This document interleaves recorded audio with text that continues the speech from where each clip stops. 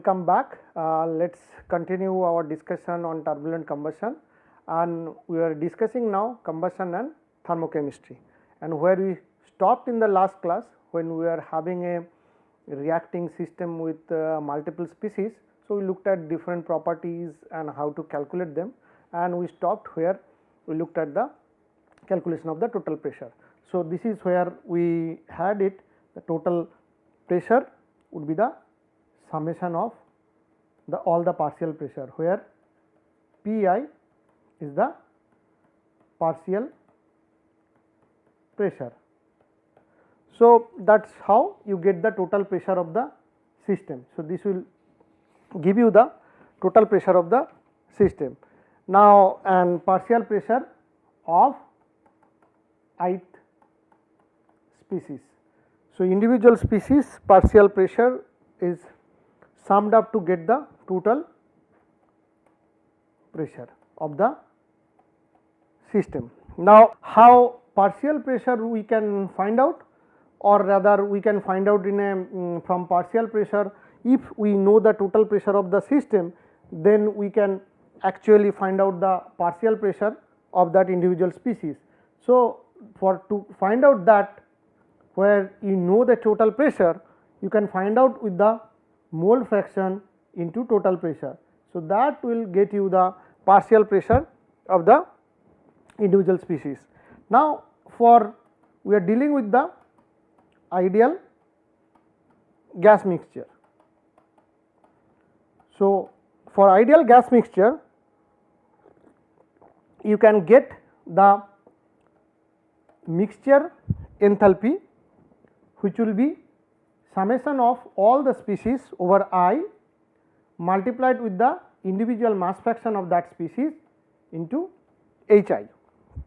So, let us continue at the similar notation of the equation system. So, this would be 1.15 A, and the mean would be for the mixture is summation over all the species Xi and Hi bar.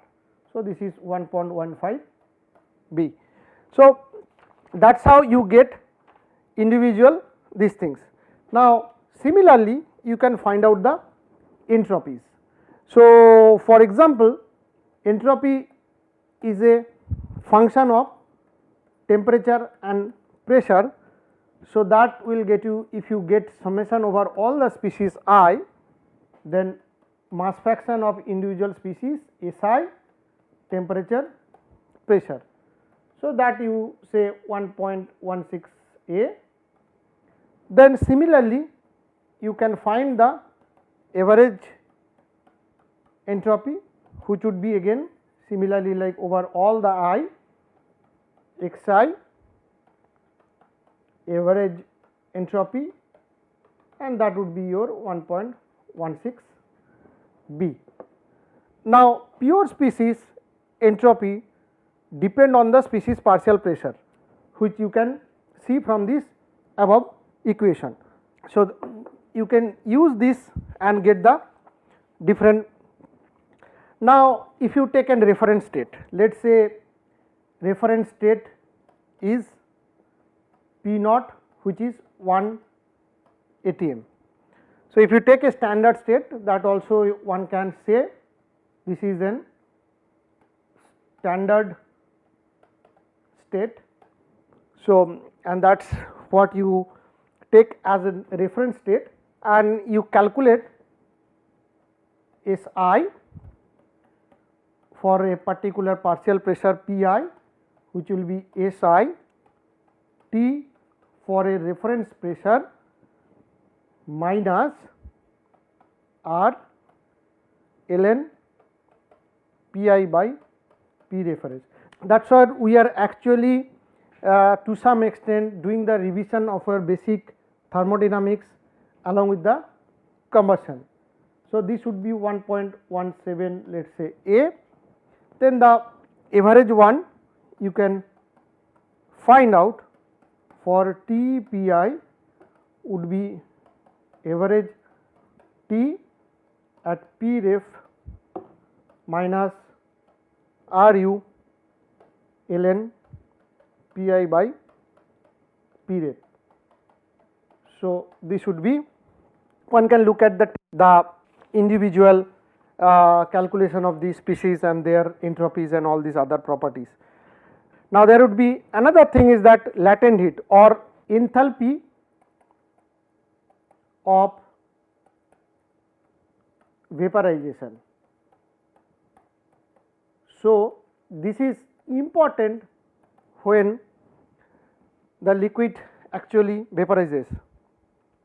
So, for example, let us say P is constant pressure process, then HFG would be heat required. So, that is heat required to completely vaporize a unit mass of liquid at a given temperature. So, this is a constant pressure process and HFG is the amount of heat which is required to completely vaporize a unit mass of liquid at a given temperature. So, what we can get HFG equivalent to H vapor at a given temperature and pressure minus H liquid given temperature pressure. Now, one of the famous relation is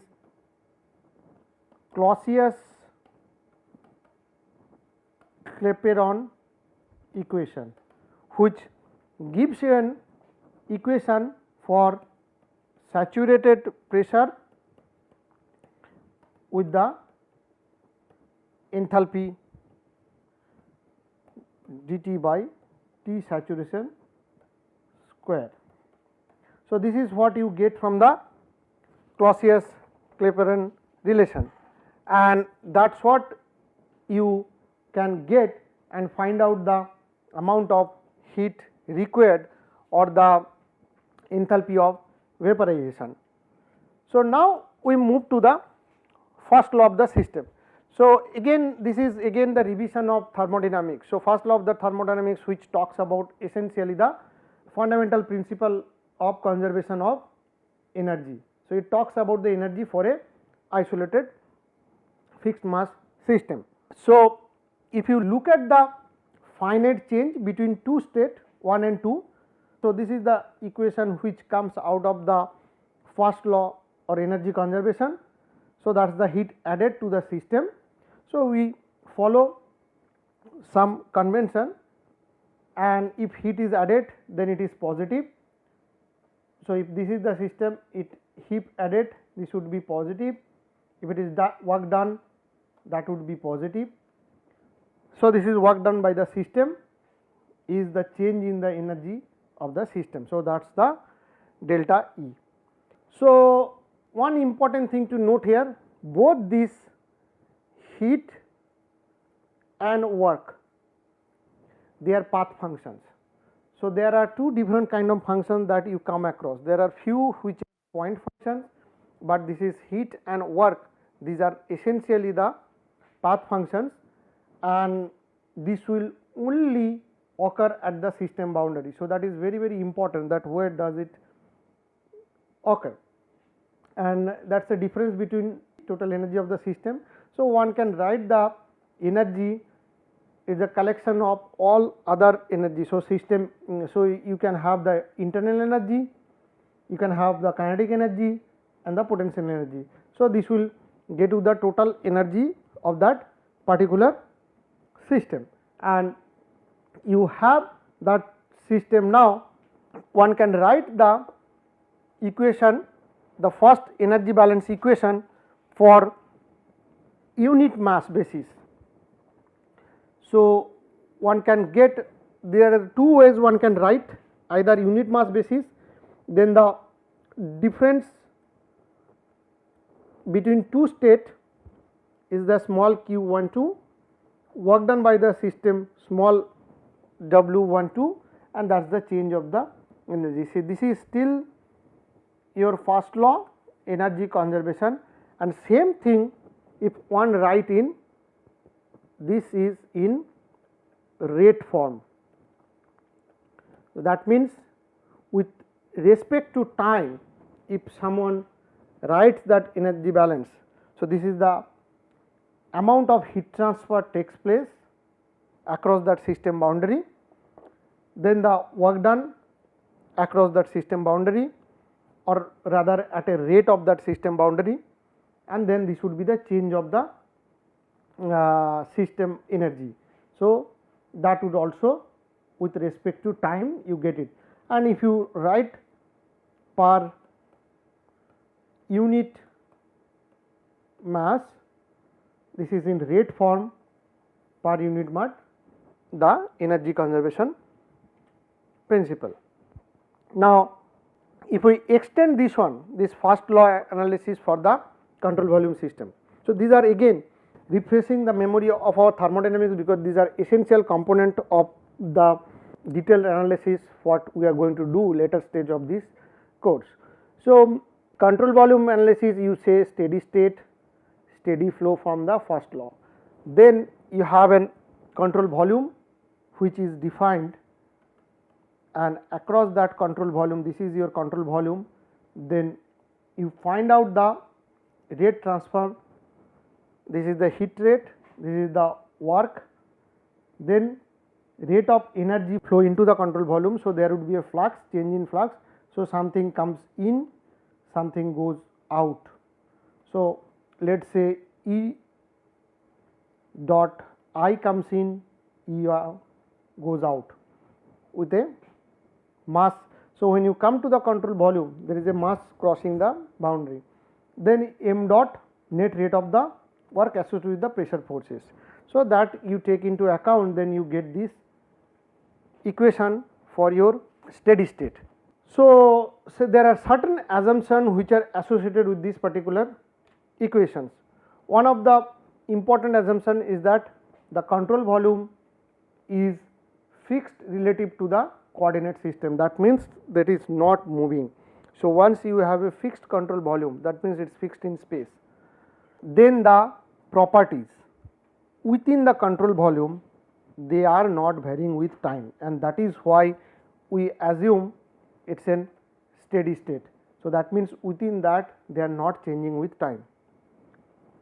Also, fluid properties, they are uniform over inlet and outlet areas, and you have only one inlet and one outlet stream. So, these are some of the assumptions that we have to come to this particular equation for a control volume. Now, we can use the specific energy for the inlet and outlet stream, and what does that have. So, as we have seen that specific energy, the total specific energy per unit mass will have a one component from the internal energy, that is one component. If one of these particular part of the component is not present in a system, so that will not contribute, otherwise the total energy or total specific energy should be coming from internal energy, kinetic energy and the potential energy, and where your V is the velocity stream crosses the central control volume, then this Z is the elevation where stream crosses the central volume, and G is the gravitational acceleration. So, these are standard terminology which are used. Now, similarly, you can define other properties like enthalpy. So, specific enthalpy would be internal energy plus pressure into volume. So, which you can write U plus P by rho. So, then the previous, if you couple previous equations like 1.25 to 1.27, if you combine all of them, which will essentially get you Q dot Cv minus W dot Cv equals to m dot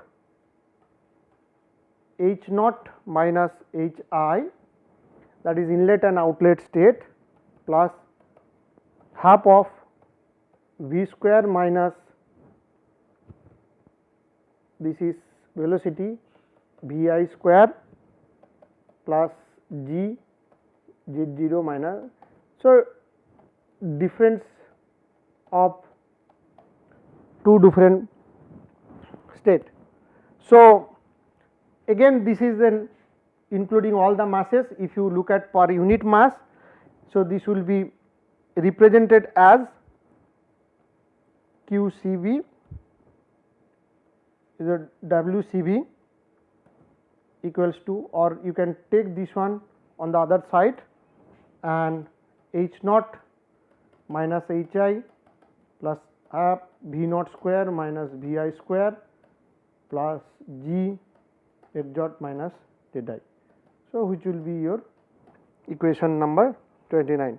So, you can write using the, you can bring in this enthalpy into the picture, which will make your life quite easier. Now, if you move ahead and look at these things, the reactant and the product mixture. So, one thing that we want to define is the stoichiometry.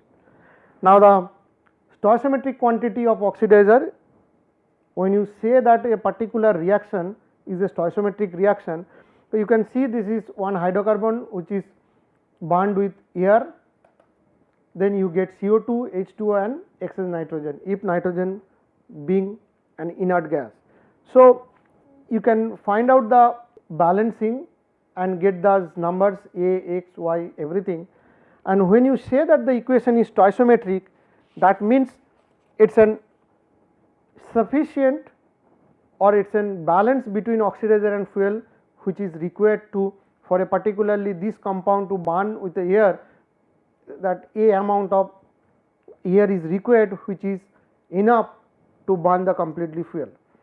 So, air fuel ratio you can find out the stoichiometric air fuel ratio, let us say for which it would be m air by m fuel, that is 4.76 A by molecular weight of air by molecular weight of fuel. The equivalence ratio, which is defined as an air by fuel stoichiometric by air by fuel actual, or one can write fuel by air actual by fuel by air stoichio. Either way they would lead to the same set of expression, and then you say phi greater than 1, that would be one condition, phi less than 1 would be another condition, phi equals to 1 would be one condition. So, obviously, when phi equals to 1 means that is my actual fuel air ratio and stoichiometric fuel air ratio, they are same. So, that means it is a balanced amount of fuel and oxidizer are there to have a combustion to take place. So, this is your essentially stoichiometric mixture. Then when phi less than 1, you will have fuel lean mixture, and automatically this would be fuel rich mixture, and one can look at from the equation that we have derived here that what would be corresponding. Now, another thing is that percentage of stoichiometric and percentage of excess air. So, that is another definition, percentage of stoichiometric air equals to 100% of divided by phi. So, this is, and percentage of excess air would be 1 minus phi divided by phi into 100%. So, this is what you can get. Now, second important thing is that absolute enthalpy, and so that is one important terminology is absolute enthalpy, another is the enthalpy of formation. Now, absolute enthalpy is sum of an enthalpy of formation and sensible enthalpies. So, this is how we get, that means this is my total absolute enthalpy at a particular given temperature T. So, that will have two components. One component would contribute from the enthalpy of formation of a particular species, that is why I comes here into this particular system or equation for a particular T reference, and then the sensible enthalpy component, which is nothing but the energy required to have a change from T reference to T.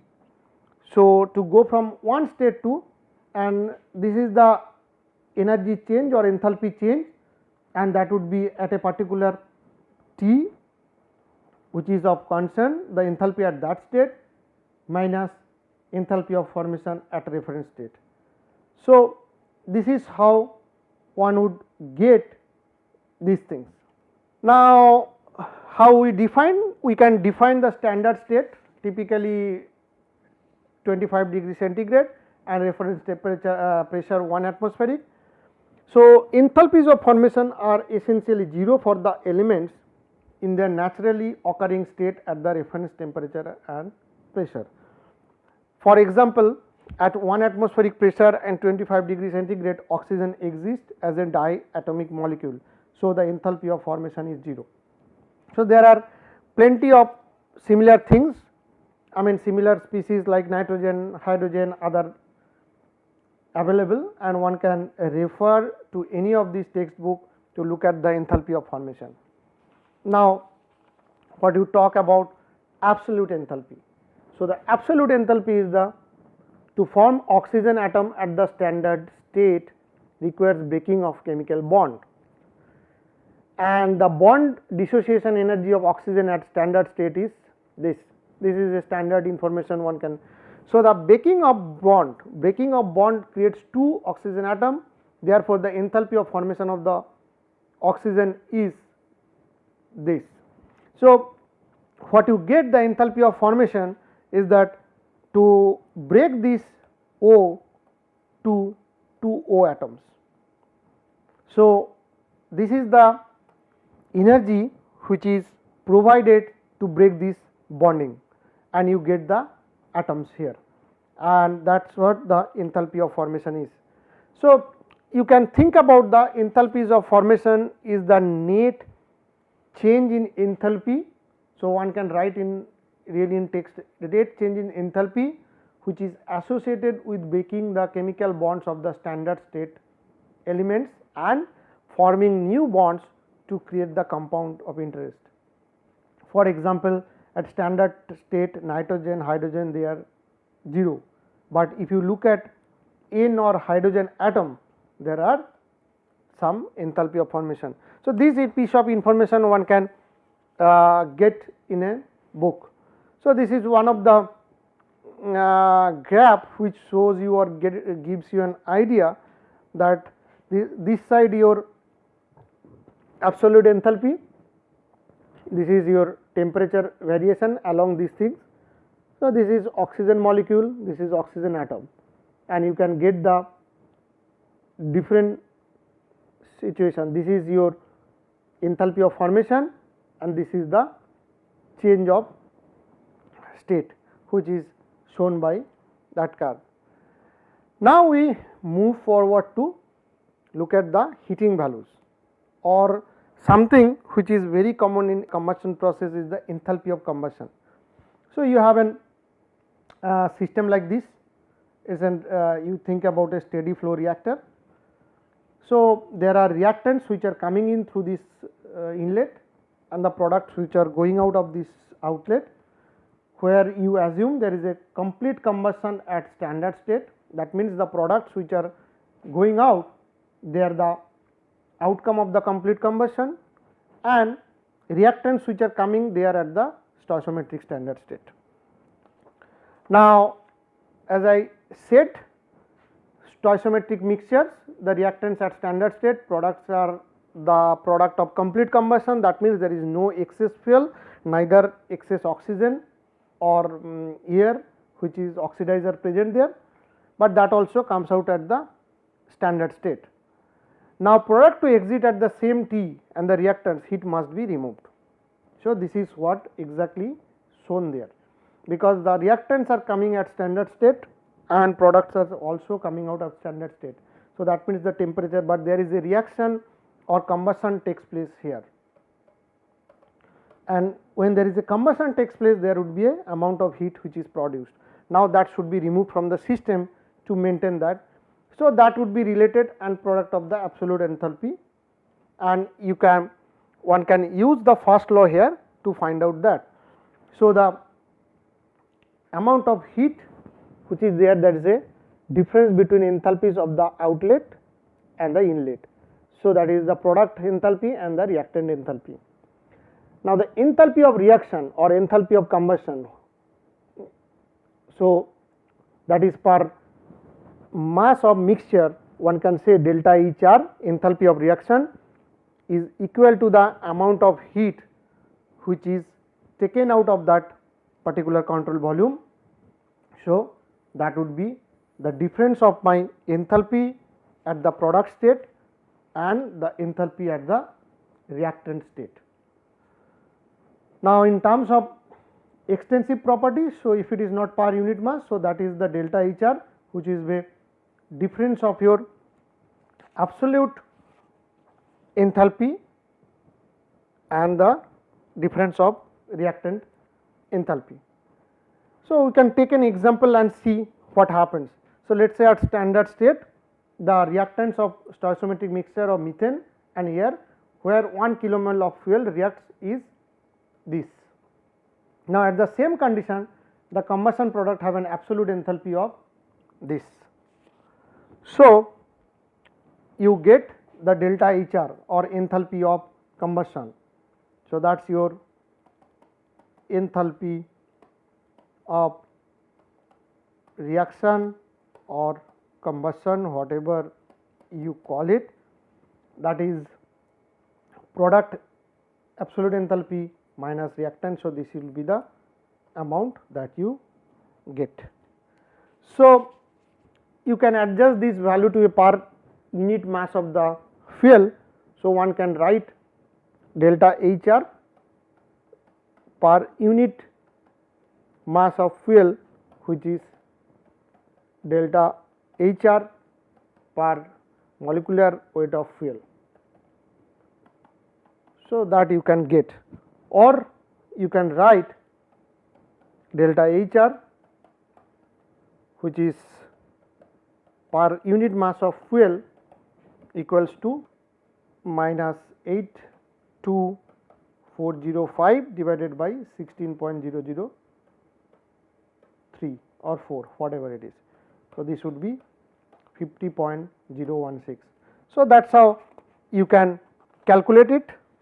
So, we will stop here and we will continue in the next lecture. Thank you.